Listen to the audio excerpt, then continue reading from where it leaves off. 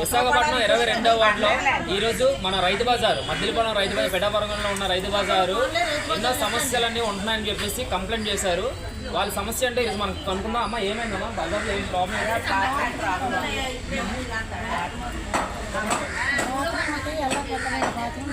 ఏం బాత్రూమ్ ఏమైంది?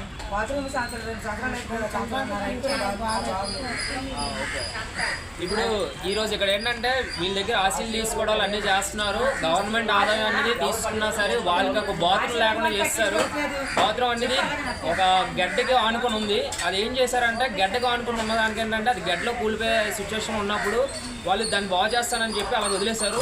వేరే బాత్రూమ్ ఏదైనా ఉందంటే దాన్ని క్లీన్ చేయకుండా వదిలేయడం వల్ల దాని పరిస్థితి ఎలా ఉందంటే రెండు ఒకసారి చూపిద్దాం. ఇదేంటి పరిస్థితి? ఇప్పుడు ఇదంతా మొత్తం అంతా ఇష్టం అన్నట్టు తమ్ముడు ఒకసారి ఇలాగా మొత్తం అంతా ఇలాగా కంగాలు చేసేసి మొత్తం అంతా ఒక నాయకులవనే కార్పొరేటర్లవనే ఎవరైనా పట్టించుకునే సిచ్యువేషన్ ఉన్నారు. మొత్తం రైతు బజార్లో ఉన్న ప్రతి ఒక్క వ్యాపారస్తుడు చాలా ఇబ్బంది పడుతున్నాం అని చెప్పేసి కంప్లైంట్ చేశారు. ఇలాంటి పరిస్థితి వస్తుందని ఎప్పుడు అనుకోలేదు. ఒక నాయకుడు కార్పొరేటర్ వచ్చి కూడా ఏం చేయలేదు. జీవీఎంసీ వాళ్ళు ఎవరిని అడిగినా సచివాలయం ఎవరిని అడిగినా సరే ప్రతి ఒక్కరు ఏంటంటే మాకు సంబంధం లేదన్నట్టే మాట్లాడేస్తున్నారు.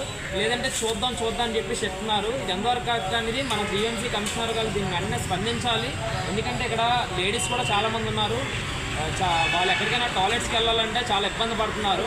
ఇక్కడ తాగిన వాళ్ళు కూడా ఎక్కువ అవడం వల్ల మొత్తం కంగాలు చేస్తే ఇక్కడ తాగుతుంటే ఎవరు కనీసం పట్టించుకోవట్లేదు.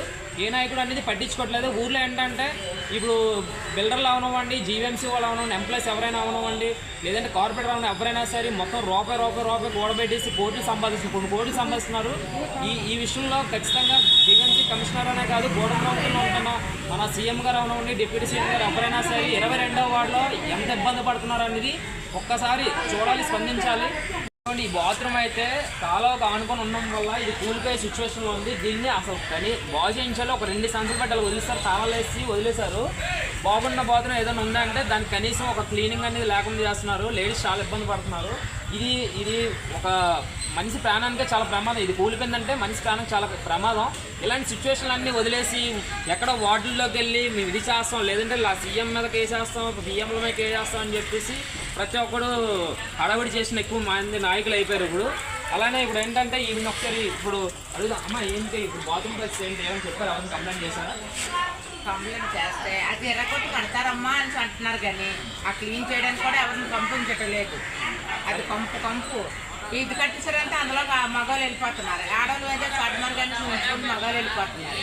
దానికి ఏం చేయాలో అర్థం కాదు. ఎవరో మనిషి అలా ఉండిపోతున్నారు. మీరు ఆశలన్నీ కడుతున్నారు, గవర్నమెంట్ ఆశలు కడతాను ఆశలని చెప్పారు.